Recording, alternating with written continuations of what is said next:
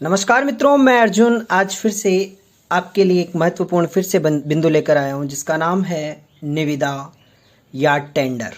देखो, जो निविदा टेंडर है कक्षा 11, कक्षा 12, कक्षा 10 और संपूर्ण प्रतियोगी परीक्षाओं के लिए महत्वपूर्ण है। आप इसका प्रारूप देखें। इससे पहले पत्र से संबंधित मेरे 2 वीडियो आप अवश्य देखें, जो पत्र लेखन या पत्र भाग 1 और पत्र भाग 2 में बताया गया है। यह अपना तीसरा वीडियो है जो पत्र से संबंधित है। तो अगर किसी को पत्र से संबंधित और अन्य जानकारी चाहिए तो भाग 1 और भाग 2 अवश्य देखें। ये भाग 3 है जिसमें मेरे आज 2 पत्र आपको बताया है, एक तो निविदा और एक ज्ञापन, जिसे कार्यालय ज्ञाप या ज्ञापन कहते हैं। देखिए, सबसे पहले निविदा। देखो, निविदा का अंग्रेजी रूपांतरण शब्द है टेंडर। क्या होता है? टेंडर। आपको बता दूं, जो ये निविदा है इसका अर्थ होता है आवश्यक रकम लेकर सरकार द्वारा जो वांछित कार्य होते हैं उनको करने का लिखित वादा देना। आवश्यक रकम लेकर सरकार से वांछित कार्य करवाने का जो लिखित वादा देना होता है वही क्या होता है? निविदा होती है। हम रकम देते हैं और सरकार हमारे को कार्य देती है और उसको कार्य करने का हम वादा करते हैं लिखित में कि ये कार्य हम इस तरह से करेंगे, ये समयावधि होगी, उसे क्या बोलते हैं? टेंडर बोलते हैं। और देखें इसको उचित तरीके से, यह सार्वजनिक सेवा के लिए सामान की खरीद के लिए आमंत्रित की जाती है। यह सार्वजनिक सेवा के लिए सामान की खरीद के लिए आमंत्रित की जाती है।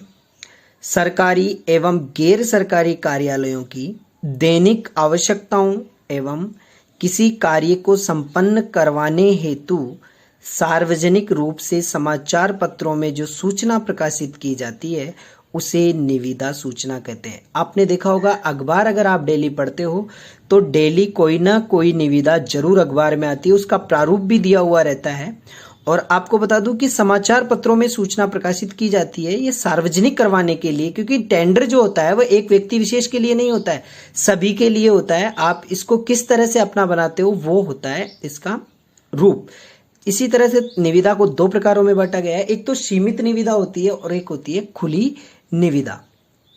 तो ये तो हुआ निविदा से संबंधित हमारा जो अर्थ और इसकी परिभाषा। अब देखते हैं इसका प्रारूप। निविदा का प्रारूप सभी ध्यानपूर्वक समझें, क्योंकि बहुत सारी जगह है जहां पर यह प्रारूप गलत समझाया हुआ है और आप इसको ढंग से समझें। जो निविदा होता है, निविदा पेश करने वाला जो कार्यालय होता है उसका नाम और पता सबसे पहले बीचों बीच लिखा जाता है। क्लियर? इसके बाद अगली वाली लाइन में कुछ बच्चों की एक बहुत बड़ी समस्या होती है। वो पूछते हैं कि सर लाइन छोड़नी है क्या? ये कोई मुख्य विषय नहीं होता है। लाइन आप अपने हिसाब से छोड़ें। अगर आपकी राइटिंग अच्छी है तो आप बिना लाइन छोड़ के भी कर सकते हैं, राइटिंग अच्छी नहीं है तो आप लाइन छोड़ के भी कर सकते हैं। क्लियर? सबसे पहले बीचों बीच आएगा कार्यालय का नाम व पता। उसके बाद अगली लाइन में क्रमांक और क्रमांक होता है, जो निविदा क्रमांक होगा वह, और उसी की लाइन में जस्ट सामने क्या आएगा? दिनांक आएगी। क्लियर? उससे जस्ट नीचे वाली लाइन में बीचों बीच निविदा सूचना संख्या, और फिर उसके नीचे ये संपूर्ण विषय वस्तु जो निविदा से संबंधित आपको लोगों को बतानी है वह विषय वस्तु यहाँ पर लिखनी है। इसके बाद कुछ विवरण दिया हुआ रहता है जो सरकार के द्वारा है। एक तो क्रम संख्या होनी चाहिए, कितनी वस्तुएं आपको लेनी है उनके बारे में विवरण होता है। अनुमानित लागत की इतनी लागत इनकी लगेगी, भाई 2 लाख 3 लाख 4 लाख कितना लगेगा। कुछ धरोहर राशि है जो सरकार को देनी पड़ती है। ये धरोहर राशि इसलिए देनी पड़ती है क्योंकि कुछ लोग टेंडर अपने नाम करवाने के बाद सरकार के साथ धोखाधड़ी ना करें। कुछ निविदा शुल्क होती है। आपूर्ति का समय होता है कि यह टेंडर आपको 1 साल के लिए दिया जाता है, 2 साल के लिए या 3 साल, जो भी है। इसके नीचे जस्ट आपको फिर लिखनी है शर्तें, जो निविदा से संबंधित शर्तें होती है, जो कार्यालय का जो पद होता है उसके नाम से निकाला जाता है। इसके बाद जो कार्यालय का जो मुख्य अधिकारी होता है उसके हस्ताक्षर, उसके पद का नाम और उसका पता यहाँ पर लिखा जाता है। तो ये तो हुआ कार्यालय का हमारे सामने प्रारूप। निविदा प्रारूप हो चुका है। अब हम इस प्रारूप को, जो निविदा का प्रारूप हम देख रहे हैं, इसको एक उदाहरण के माध्यम से देखते हैं ताकि ये अच्छे से आपके दिमाग में बैठ जाए। तो अगला उदाहरण हम देखते हैं, इसी का जो निविदा से संबंधित उदाहरण है वो देखते हैं। निविदा, मान लो कि जो निविदा प्रेषित करने वाला है वो है जिला शिक्षा एवं प्रशिक्षण संस्थान उदयपुर राजस्थान, बीचों बीच इसका एड्रेस आ गया। उसके जस्ट नीचे हमने क्रमांक डाले, निविदा क्रमांक, उसके जस्ट सामने वाली लाइन में हमने लिख दिया दिनांक, या दिनांक लिख दी, जैसे 3 जून 2018। इसके बाद देखते हैं हम, जस्ट क्रमांक के बाद हमने दिनांक लिख दी। उसके बाद देखो यहाँ पे लिखना है निविदा सूचना संख्या या निविदा सूचना, आप लिख सकते हो। यहाँ पे हेडिंग डाली और आपने इसको लिख दिया। ओके, अब मैंने बताया था कि निविदा सूचना के बाद आपको लिखना है इससे विषय से संबंधित सारी बातें। तो मैं एक बार पढ़ के सुना रहा हूँ, फिर मैं आपको बता देता हूँ ये विषय क्या था। उदयपुर जिला के अंतर्गत 8वीं बोर्ड परीक्षा 2017 के लिए उत्तर पुस्तिका एवं अन्य सामग्री सप्लाई करने हेतु निविदाएं आमंत्रित की जाती है। समझ में आ गया होगा आपके। 2017 बोर्ड परीक्षा की उत्तर पुस्तिकाएं एवं अन्य सामग्री सप्लाई करने हेतु निविदा प्रपत्र कार्यालय से शुल्क देकर प्राप्त कर सकते हैं। निविदाएं दिनांक 16 जनवरी 2017 को दिन में अपराह्न 2 बजे तक प्राप्त किए जाएंगे व साढ़े 4 बजे, कितने बजे? साढ़े 4 बजे उपस्थित निविदाओं के समक्ष खोली जाएगी। ठीक है, ये किस चीज का टेंडर है? सामग्री सप्लाई। कौन सी सामग्री सप्लाई? उत्तर पुस्तिकाएं। कौन सी उत्तर पुस्तिकाएं? बोर्ड परीक्षा की उत्तर पुस्तिकाएं। ओके, तो इसमें क्रम हमारे को 2 चीजें दी गई है कि क्या क्या विवरण है। एक तो उत्तर पुस्तिकाएं हमारे को, चाहे वो 8वीं बोर्ड से संबंधित हो, चाहे सब्जेक्ट वाइज दे देते हैं। नक्शे ले लो, भारत के ले लो, राजस्थान के ले लो, विश्व के ले लो। अब इसकी राशि क्या है? 3 लाख तो इसकी है और 2000 रुपये इसके हैं। धरोहर राशि जो 600 और 400 रुपये। प्रशुल्क 100 रुपये, 100 रुपये दोनों का। इनकी आपूर्ति समय कितना है? 1 माह में आपको ये बांटना है, जितना आप कमा सकते हो कमा लो। इसके बारे में शर्तें क्या है? निविदा परिवर्तन व रद्द करने का अधिकार किसका है? अधो हस्ताक्षरकर्ता। अधो हस्ताक्षरकर्ता का मतलब होता है नीचे हस्ताक्षर करने वाला। अब ये किसने भेजा है वो देखो यहाँ पे। आपूर्ति के विलंब होने पर कार्यवाही की जाएगी। अब इसके नीचे हमें दाईं तरफ साइन करने हैं हस्ताक्षर किसके? प्रधानाचार्य। और प्रधानाचार्य कौन सा?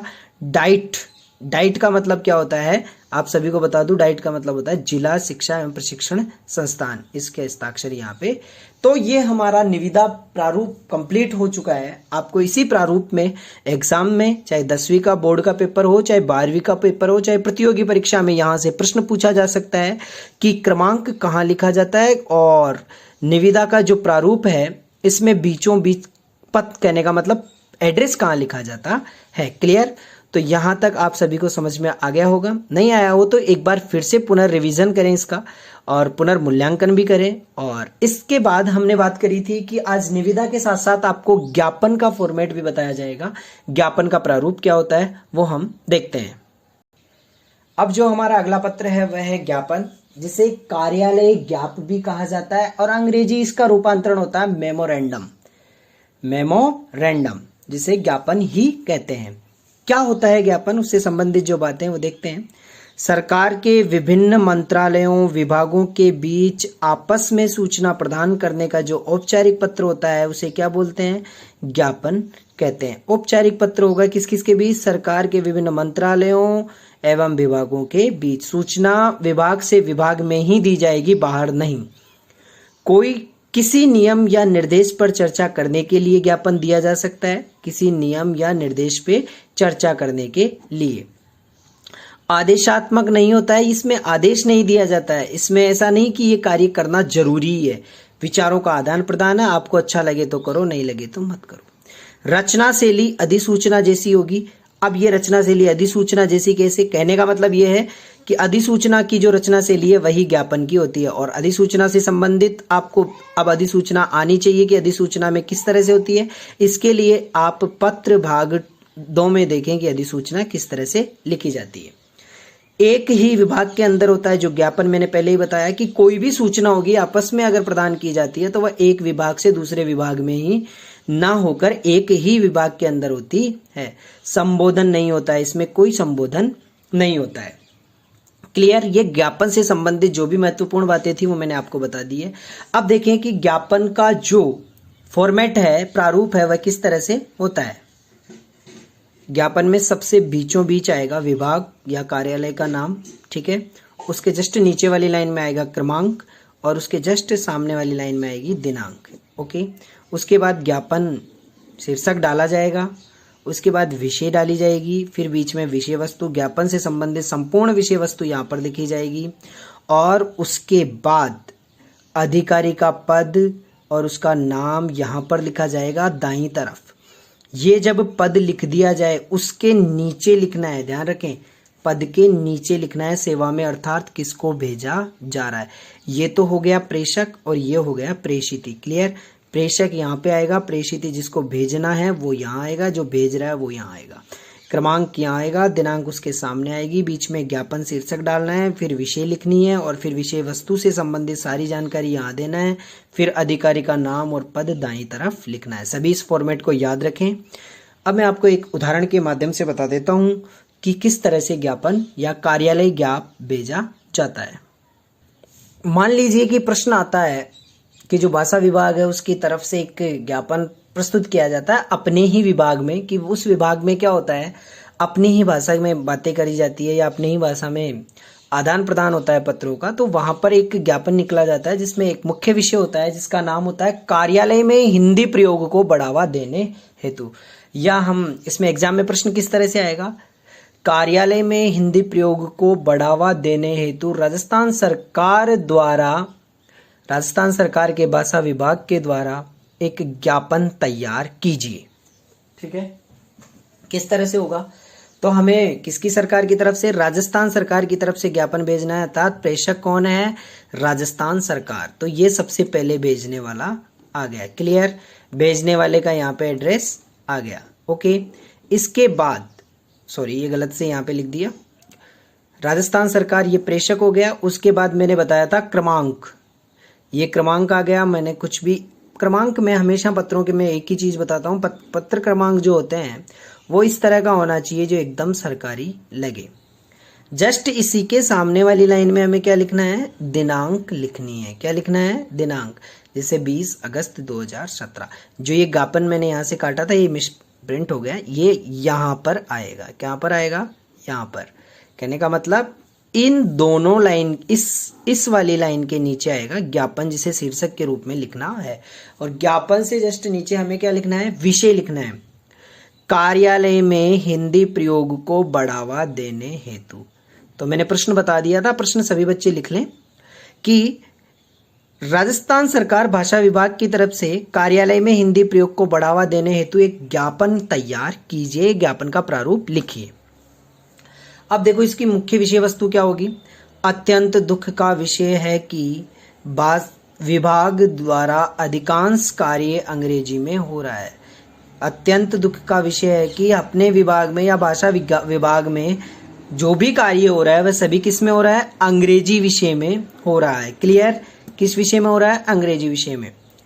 हिंदी भाषी राज्य होने और राजभाषा हिंदी को उचित महत्व देने के क्रम में कार्यालयी जो पत्र व्यवहार है वह किस में किया जाए, हिंदी में किया जाए। ठीक है, अंग्रेजी का प्रयोग अपरिहार्य स्थिति में ही किया जाए। अपरिहार्य स्थिति का मतलब क्या होता है, जब विशेष परिस्थिति हो तभी अंग्रेजी शब्दों का प्रयोग हो, नहीं तो कार्यालय में जो भी कार्य हो वो सब किस भाषा में हो, हिंदी भाषा में हो। दूसरी बात, आपको मैंने कहा था कि जो ज्ञापन होता है वह एक विभाग में ही होता है, दूसरे विभाग में नहीं जाएगा। तो मैंने कहाँ लिखा, भाषा विभाग। और इसमें भी क्या लिखा हुआ जाता है, अपने विभाग के द्वारा अधिकांश कार्य किसमें हो रहा है, किसी को नहीं, सिर्फ एक विभाग से उसी विभाग में ये ज्ञापन भेजा जाता है। अंग्रेजी का प्रयोग अपरिहार्य स्थिति में, अंग्रेजी का प्रयोग कब करेंगे, जब हिंदी शब्द ही समझ में नहीं आ रहा है या हिंदी का प्रयोग वहाँ उचित वर्जित नहीं है। अन्यथा जो भी कार्य हो वो किस में हो, हिंदी भाषा में हो। जस्ट इसके नीचे मैंने बताया था आपको कि यहाँ पे आपको क्या लिखना है, हस्ताक्षर करने हैं, कोई भी है, शासन सचिव का जो भी मुख्य है, वैसे मैंने नाम डाल दिया है, इसके यहाँ पे हस्ताक्षर होंगे, फिर उसका नाम और फिर पता आ गया कहाँ पर, शासन सचिव कहाँ पे है, जयपुर, इसके नीचे लिख देंगे। जस्ट ये लाइन खत्म हुई और इसके नीचे वाली लाइन में लिखने हैं सेवा में। सेवा में का मतलब यहाँ पे प्रेषिती, और प्रेषिती कौन है, समस्त, मतलब किसको भेजा जा रहा है, समस्त विभागाध्यक्ष। जो हमारा भाषा विज्ञान है ना, इस भाषा विज्ञान में जितने भी विभागाध्यक्ष आते हैं उन सभी को ये ज्ञापन भेजा जा रहा है कि हमें क्या करना है, कार्यालय में हिंदी का प्रयोग करके हिंदी भाषा को क्या करना है, बढ़ावा देना है। तो आज हमने 2 पत्र देखे, एक तो ज्ञापन देखा और एक निविदा देखा। तो ये महत्वपूर्ण चीज है, नहीं आया समझ में तो एक बार फिर से रिवाइज करें, ढंग से देखें, समझ में आए तो वीडियो लाइक करें, शेयर करें। धन्यवाद, जय हिंद।